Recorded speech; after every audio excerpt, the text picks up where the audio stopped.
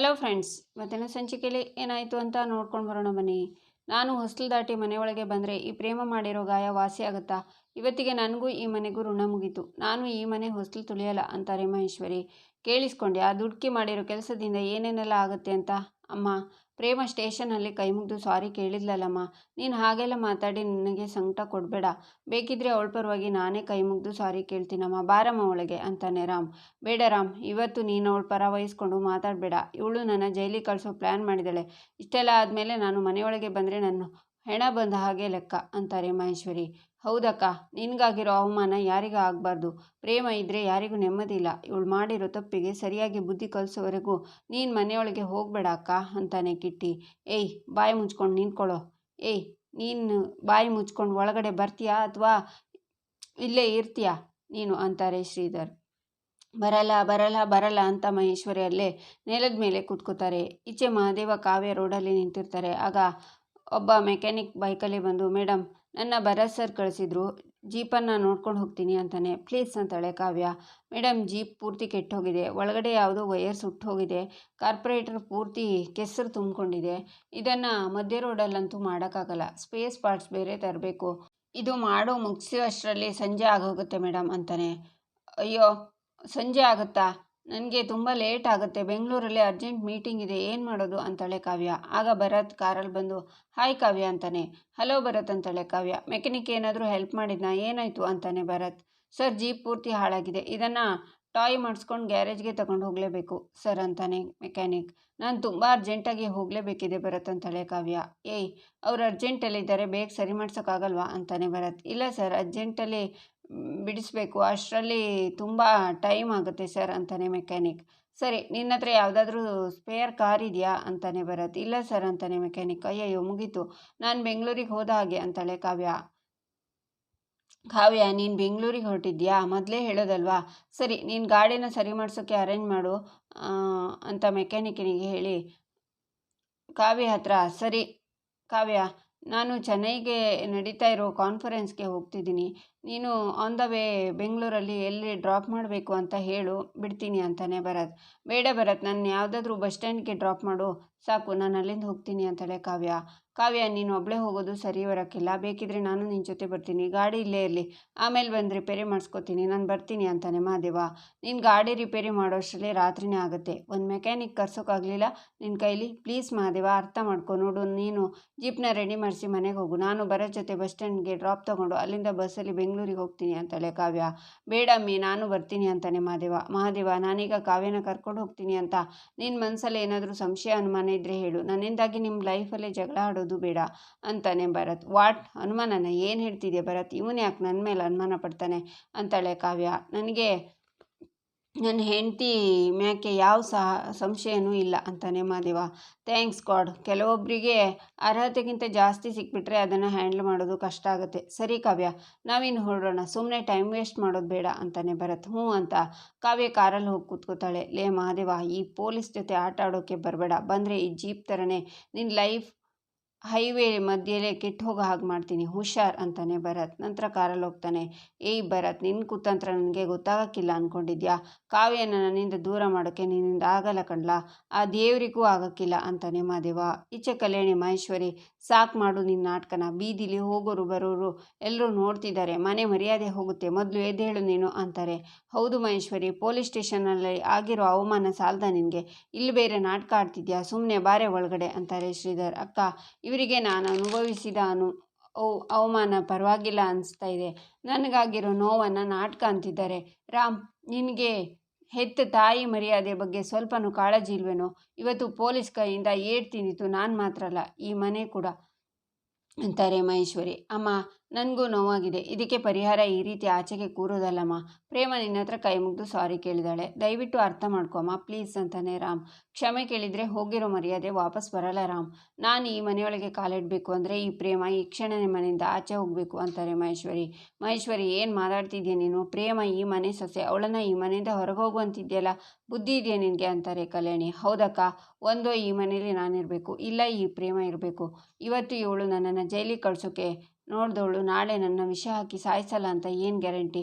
ಇವಳು ಮುಖ ನೋಡಿಕೊಂಡು ನಾನು ಈ ಮನೇಲಿ ಇರಲ್ಲ. ಇವಳು ಈ ಮನೆಯಿಂದ ಆಚೆ ಹೋದರೆ ಮಾತ್ರ ನಾನು ಈ ಮನೆ ಒಳಗೆ ಕಾಲಿಡೋದು ಅಂತಾರೆ ಮಹೇಶ್ವರಿ. ಮಹೇಶ್ವರಿ, ನೀನು ಅತಿಯಾಗಿ ಆಡ್ತಿದ್ಯಾ. ಸಂಸಾರ ಅಂದಮೇಲೆ ಇದೆಲ್ಲ ಇದ್ದಿದ್ದೆ ಅಂತಾರೆ ಶ್ರೀಧರ.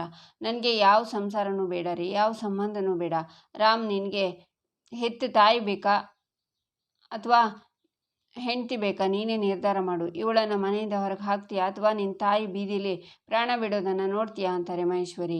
ಈಚೆ ಮಹಾದೇವ ರೋಡಲ್ಲಿ ನಿಂತಿರ್ತಾನೆ. ಆಗ ಚಂದ್ರ ಬಂದು, ಏನು ಸರ್ ಸಮಾಚಾರ ಅಂತಾನೆ. ಲೋ ಚಂದ್ರ, ನಿನಗೆ ಎಷ್ಟು ಹೊತ್ತಾಯ್ತಲ್ಲ ಫೋನ್ ಮಾಡಿ, ಇವಾಗ ಬರ್ತಿದ್ಯಾ? ಇಲ್ಲಿ ನನ್ನ ಜೀವನೇ ಹರಾಜಾಗ್ತಿದೆ ಅಂತಾನೆ ಮಹಾದೇವ. ಸಾರಿ ಕಣಣ್ಣ, ಒಂಚೂರು ಕೆಲಸದಲ್ಲಿ ತಗಲಾಕೊಂಡ್ಬಿಟ್ಟಿದ್ದೆ, ಅದಕ್ಕೆ ಏನಾಯಿತು ಗಾಡಿ ಅಂತಾನೆ ಚಂದ್ರ. ಗಾಡಿ ಡಾಕ್ಟರ್ ನೀನಾ ನಾನಾ? ಏನಾಯಿತು ಅಂತ ತಲೆ ಚೆಕ್ ಮಾಡಿ ಹೇಳಬೇಕಾಗಿರೋದು ನೀನು ತಾನೆ ಅಂತಾನೆ ಮಹಾದೇವ.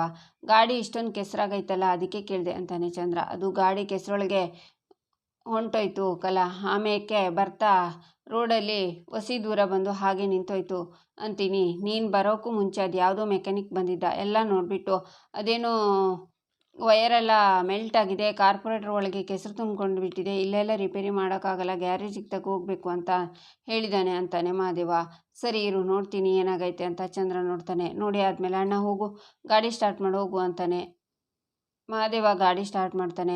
ಗಾಡಿ ಸ್ಟಾರ್ಟ್ ಆಗುತ್ತೆ. ಏನಿಲ್ಲ ಇಷ್ಟು ಸುಲಭವಾಗಿ ಸ್ಟಾರ್ಟ್ ಆಯಿತು, ಹಂಗಾರೆ ಆ ನನ್ನ ಮಗ ಮೆಕ್ಯಾನಿಕ್ಕು ಊದಿದ್ದೆಲ್ಲ ಪುಂಗಿನ ಅಂತಾನೆ ಮಹಾದೇವ. ಅವನು ಯಾವನೋ ದುಡ್ಡು ತಿನ್ನೋ ಗಿರಾಕಿ ಅನಿಸುತ್ತೆ. ಇಲ್ಲಿ ವಯರು ಸುಟ್ಟೋಗಿರಲಿಲ್ಲ, ಏನೂ ಆಗಿರಲಿಲ್ಲ, ಒಂಚೂರು ವೈರ್ ಒಳಗಡೆ ಲೂಸ್ ಆಗಿತ್ತು, ಕೆಸರಲ್ಲಿ ಗಾಡಿ ಸಿಕ್ಕಾಕೊಂಡಿತ್ತಲ್ಲ ಅದಕ್ಕೆ ಸರಿ ಮಾಡಿದ್ದೀನಿ ಅಂತಾನೆ ಚಂದ್ರ. ಈ ಗಾಡಿನ ನಾನು ಬೆಂಗಳೂರಿಗೆ ತಗೊಂಡೋಗಿ ಹಳ್ಳಿಗೆ ವಾಪಸ್ ಬರೋರಿಗೆ ಏನೂ ಆಗೋಕ್ಕಿಲ್ಲ ತಾನೆ ಅಂತಾನೆ ಮಹಾದೇವ. ನಮ್ಮ ಅವ್ವನ ಆಣೆಗೆ ಏನೂ ಆಗೋಕ್ಕಿಲ್ಲ ಕಣ್ಲ, ಹೋಗು ಅಂತಾನೆ ಚಂದ್ರ. ಎಂಥ ಮಾತು ಹೇಳಿದೆ, ನಾನು ನಿನಗೆ ದುಡ್ಡು ಕಳಿಸ್ತೀನಿ, ಬಾಡಿ ಕ್ಲೋಸ್ ಮಾಡಿ ಇಲ್ಲಿಂದ ಹೊರಡ್ತಾ ಇರು ಅಂತಾನೆ ಮಹಾದೇವ. ಏಯ್ ಭರತ್, ಮೆಕ್ಯಾನಿಕ್ ಅನ್ನೋ ಹೆಸರಲ್ಲಿ ನನ್ನ ಇಲ್ಲೇ ಕಟ್ಟಾಕಿ ಕಾವ್ಯನ ನಿನ್ನ ಜೊತೆ ಕಾರಲ್ಲಿ ಕರ್ಕೊಂಡು ಹೋಗೋ ಪ್ಲ್ಯಾನ್ ಮಾಡಿದ್ಯಾ ನನ್ನ ಮಗನೇ? ನನಗೆ ಬರ್ತಿರೋ ಕೋಪಕ್ಕೆ ನಿನ್ನ ಇಲ್ಲೇ ಅಡ್ಡಡ್ಡ ಹೊಸಕಿ ಸಾಯಿಸ್ಬಿಡ್ತೀನಿ. ಹೋಗು ಹೋಗು, ನಿನ್ನ ಗಾಡಿ ಬಸ್ ಸ್ಟಾಪ್ ತಲುಪೋ ಮುಂಚೆ ನನ್ನ ಜೀಪ್ ನಿನ್ನ ಮುಂದೆ ಬರ್ತದೆ ಅಂತ ಮಹಾದೇವ ಹೋಗ್ತಾನೆ. ಈಚೆ ಕಲ್ಯಾಣಿ ಮಹೇಶ್ವರಿ, ಎಲ್ಲಿ ನೋಡು, ನಿನ್ನ ಕೈ ಮುಗ್ದು ಬೇಡ್ಕೋತೀನಿ, ಇಷ್ಟೊಂದು ಕಠೋರವಾಗಿ ನಡ್ಕೋಬೇಡ. ನೋಡು, ಪ್ರೇಮ ಮಾಡಿದ್ದು ತಪ್ಪು, ನಾನು ಒಪ್ಕೋತೀನಿ, ಆದರೆ ಸ್ಟೇಷನ್ನಿಂದ ಮನೆಗೆ ಬರೋವರೆಗೂ ನಿನ್ನ ಹತ್ರ ಕ್ಷಮೆ ಕೇಳ್ತಾನೆ ಇದ್ಲು ಅಲ್ವಾ, ಮತ್ತೆ ಇನ್ನೇನು ಬೇಕು, ಮನೆ ಮರ್ಯಾದೆ ಮನೇಲೇ ಇರಲಿ ಅಂತಾರೆ. ಲೇ ಮಹೇಶ್ವರಿ, ಅತ್ತಿಗೆ ನಿನಗೆ ಕೈ ಮುಗಿದು ಕೇಳ್ಕೊಬೇಕೇನೆ, ಅರ್ಥ ಆಯ್ತಾ? ಅವಳು ಮಾಡಿರೋ ತಪ್ಪಿಗೆ ನೀನು ಅವಳ ಮೇಲೆ ಸೇಡ್ ತೀರ್ಸ್ಕೊತಿದ್ಯಾ ನೋಡು, ಇದಕ್ಕೆ ನನ್ನ ಒಪ್ಪಿಗೆ ಇಲ್ಲ. ಈಗೇನು ನೀನು ಮನೆಯೊಳಗೆ ಬರ್ತೀಯಾ ಇಲ್ಲ ಆಚೆ ಬಿದ್ದಿರ್ತೀಯಾ? ಅತ್ತಿಗೆ ಬನ್ನಿ ನಾವು ಮನೆಯೊಳಗೆ ಹೋಗೋಣ ಅಂತಾರೆ ಶ್ರೀಧರ್. ಅಮ್ಮ ಯಾಕೆ ಇಷ್ಟ ಹಠ ಮಾಡ್ತಿದ್ಯಾ? ಪ್ರೇಮ ಮನೆ ಬಿಟ್ಟು ಹೋಗೋ ಅಷ್ಟು ದೊಡ್ಡ ತಪ್ಪು ಮಾಡಿಲ್ಲ, ಹಾಗಂತ ಇವಳು ಮಾಡಿರೋದೆಲ್ಲ ಸರಿ ಅಂತ ನಾನು ಸಮರ್ಥನೆ ಮಾಡ್ಕೋತಿಲ್ಲ, ಆದರೆ ಇದು ದೊಡ್ಡ ಶಿಕ್ಷೆನಮ್ಮ ಅಂತಾನೆ ರಾಮ್. ಅಕ್ಕ ಸ್ವಲ್ಪ ಸುಧಾರಿಸ್ಕೊ, ನೀನೀಗ ಎಮೋಷ್ನಲ್ ಆಗಿ ಮನೆ ಬಿಟ್ಟು ಹೋದರೆ ಆಸ್ತಿಲಿ ಬಿಡಿಗಾಸು ನಮಗೆ ಸಿಗಲ್ಲ ಅಕ್ಕ. ಅಷ್ಟೇ ಅಲ್ಲ, ನೀನು ಪಂಚಮಿನ ಮದುವೆ ಮಾಡ್ಕೊಡ್ತೀನಿ ನನಗೆ ಅನ್ನೋ ಪ್ಲ್ಯಾನ್ ಫ್ಲಾಪ್ ಆಗೋಗ್ಬಿಡುತ್ತೆ. ಈಗ ಸುಮ್ಮನೆ ಸೋತ ಹಾಗೆ ಆ್ಯಕ್ಟ್ ಮಾಡುವ ಮುಂದೆ ಇವಳನ್ನು ಮನೆಯಿಂದ ಒದ್ದು ಆಚೆ ಹಾಕೋಣ ಪ್ಲೀಸ್ ಅಕ್ಕ ಅಂತ ಕಿಟ್ಟಿ ಮಹೇಶ್ವರಿ ಕಿವಿ ಹತ್ರ ಹೇಳ್ತಾನೆ. ಆದರೆ ಇವತ್ತು ಈ ಮಹೇಶ್ವರಿ ಅನುಭವಿಸಿರೋ ಅವಮಾನಕ್ಕೆ ಸಣ್ಣ ಕ್ಷಮೆಯಿಂದ ಪರಿಹಾರ ಸಿಗಲ್ಲ. ನಾನು ಈ ಮನೆ ಹೊಸ್ಲು ದಾಟಿ ಮನೆಯೊಳಗೆ ಬರಬೇಕು ಅಂದರೆ ಎಲ್ಲರ ಮುಂದೆ ಈ ಪ್ರೇಮ ನನ್ನ ಕಾಲ ಮೇಲೆ ತಲೆ ಇಟ್ಟು ಕ್ಷಮೆ ಕೇಳಿದರೆ ನಾನು ಇವಳನ್ನು ಕ್ಷಮಿಸ್ತೀನಿ ಅಂತಾರೆ ಮಹೇಶ್ವರಿ. ಅಮ್ಮ ಇದೆಲ್ಲ ಅನ್ಯಾಯ, ಕ್ಷಮೆ ಕೇಳೋಕ್ಕೆ 100 ದಾರಿ ಇದೆ, ಹಾಗಂತ ಈ ರೀತಿ ನಡೆಸ್ಕೊಳ್ಳೋದ ಅಂತಾನೆ ರಾಮ್. ಮಹೇಶ್ವರಿ, ಇದೇನು ಅಧರ್ಮ, ಕಾಲಿಗೆ ಬೀಳೋದು ಸಂಸ್ಕಾರ, ಹಾಗಂತ ಕಾಲಿಗೆ ತಲೆ ಇಟ್ಟು ಕ್ಷಮೆ ಕೇಳೋದಿದೆಯಲ್ಲ, ನನಗೆ ಯಾಕೋ ಇದು ಸರಿ ಅನಿಸ್ತಿಲ್ಲ, ನಿನಗೆ ಶೋಭೆನೂ ತರಲ್ಲ ಅಂತಾರೆ ಕಲ್ಯಾಣಿ. ನನಗೆ ಒಪ್ಪಿಗೆ ಇದೆ, ನಾನು ಕ್ಷಮೆ ಕೇಳ್ತೀನಿ ಅಂತಾಳೆ ಪ್ರೇಮ. ಅಲ್ಲಮ್ಮ ಪ್ರೇಮ, ನಿನ್ನ ತಪ್ಪನ್ನು ಒಪ್ಕೊಂಡು ಕೈ ಮುಗಿದು ಕ್ಷಮೆ ಕೇಳಿದ್ಯಾ, ಕೇಸನ್ನು ವಾಪಸ್ ತಗೊಂಡಿದ್ಯಾ, ಅಂಥದ್ರಲ್ಲಿ ಈ ರೀತಿ ನಡೆಗೆ ನೀನು ಒಪ್ಕೊಳ್ಳೋದು ಸರಿ ಇಲ್ಲಮ್ಮ ಅಂತಾರೆ ಶ್ರೀಧರ. ಮಾವ, ಅತ್ತೆ ಮನಸ್ಸಿಗೆ ನೆಮ್ಮದಿ ಸಿಗುತ್ತೆ ಅನ್ನೋದಾದರೆ ನಾನು ಕೇಳ್ತೀನಿ, ಅವರಿಗಾಗಿರೋ ಅವಮಾನದ ಮುಂದೆ ಇದ್ಯಾವುದು ದೊಡ್ಡದಲ್ಲ ಅಂತಾಳೆ ಪ್ರೇಮ. ಆಗ ಮಹೇಶ್ವರಿ ನಿಂತ್ಕೋತಾರೆ. ಆಗ ಪ್ರೇಮ ಮಂಡಿಯೂರಿ ಮಹೇಶ್ವರಿ ಕಾಲಿನ ಮೇಲೆ ತಲೆ ಇಟ್ಟು, ದಯವಿಟ್ಟು ನನ್ನ ಕ್ಷಮಿಸ್ಬಿಡಿ, ಇನ್ಯಾವತ್ತೂ ಈ ಥರ ತಪ್ಪಾಗಲ್ಲ ಅತ್ತೆ, ದಯವಿಟ್ಟು ಮನೆಯೊಳಗೆ ಬನ್ನಿ ಅಂತ ಅಳ್ತಾಳೆ. ಈಚೆ ಭರತ್ ಕಾವ್ಯ ಕಾರಲ್ಲಿ ಹೋಗ್ತಿರ್ತಾರೆ. ಕಾವ್ಯ, ಕಂಫರ್ಟೇಬಲ್ ಆಗಿದೆಯಾ ಅಲ್ವಾ ಅಂತಾನೆ ಭರತ್. ಹ್ಞೂ ಭರತ್ ಅಂತಾಳೆ ಕಾವ್ಯ. ಮುಖ ಯಾಕೋ ಸಣ್ಣಗಿದೆ ಅಂತ ಅದಕ್ಕೆ ಕೇಳಿದೆ ಅಂತಾನೆ ಭರತ್. ಹಾಗೇನಿಲ್ಲ ಭರತ್ ಅಂತಾಳೆ ಕಾವ್ಯ.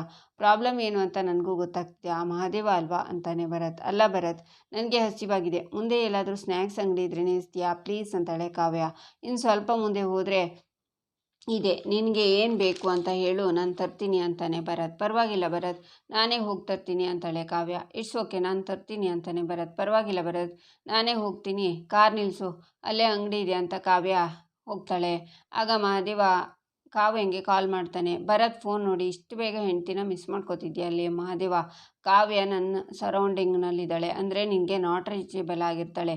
ನೀನು ಆ ಕಿಟ್ಟೋಗಿರೋ ಜೀಪಲ್ಲಿ ಕೂತ್ಕೊಂಡು ಸೊಳ್ಳೆ ಹೊಡಿತಾ ಇರು ಅಂತ ಫೋನ್ನ ಕಾವ್ಯ ಜಾಗದಲ್ಲೇ ಇಟ್ಟು ಸುಮ್ಮನೆ ಕೂತ್ಕೋತಾನೆ. ಆಗ ಕಾವ್ಯ ಬಂದು ಕೂತ್ಕೊಂಡು, ಸಾರಿ ಭರತ್, ಲೇಟ್ ಆಯ್ತಾ ಅಂತಾಳೆ. ಇಟ್ಸ್ ಓಕೆ ಕಾವ್ಯ, ನಿನಗೋಸ್ಕರ ಕಾಯ್ದು ನನಗೇನು ಕಷ್ಟ ಅಲ್ಲ, ಹೊರಡೋಣವಾ ಅಂತಾನೆ ಭರತ್. ಲೋ ಭರತ, ನೀನು ಇಂಥದ್ದೇ ಮನೆ ಹಾಳು ಕೆಲಸ ಮಾಡ್ತೀಯ ಅಂತ ನನಗೆ ಗೊತ್ತಿತ್ತು ಕಲ. ಕಾವ್ಯ ನಿನ್ನ ಫ್ರೆಂಡು ಅಂದ್ಕೊಂಡವಳೆ, ಆದರೆ ನಿನ್ನ ಮನಸ್ಸಲ್ಲಿರೋ ಕೊಳಕು ನನಗೆ ಮಾತ್ರ ಗೊತ್ತು. ನೀನು ಅವಳನ್ನು ನನ್ನಿಂದ ಯಾವತ್ತೂ ದೂರ ಮಾಡೋಕ್ಕೆ ಎಷ್ಟೇ ಪ್ರಯತ್ನ ಪಟ್ಟರು ಅವಳನ್ನು ಬಿಟ್ಟು ಹೋಗೋಕ್ಕಿಲ್ಲ ಕಣ್ಲಾ. ಫೋನ್ ಸಿಗದೆ ಹೋದರೆ ಏನಂತೆ, ಇನ್ನೊಂದು ಸ್ವಲ್ಪ ಹೊತ್ತಿಗೆ ನನ್ನ ಜೀಪು ನಿನ್ನ ಕಾರ್ ಮುಂದೆ ಇರ್ತೈತೆ ಅಂತಾನೆ ಮಹಾದೇವ. ಇಲ್ಲಿಗೆ ಈ ಸಂಚಿಕೆ ಮುಕ್ತಾಯವಾಗುತ್ತೆ. ಮುಂದಿನ ಸಂಚಿಕೆಗಾಗಿ ನಮ್ಮ ಚಾನಲನ್ನು ನೋಡಿ ಸಬ್ಸ್ಕ್ರೈಬ್ ಮಾಡಿ, ಲೈಕ್ ಮಾಡಿ, ಸಪೋರ್ಟ್ ಮಾಡೋದನ್ನು ಮರಿಬೇಡಿ.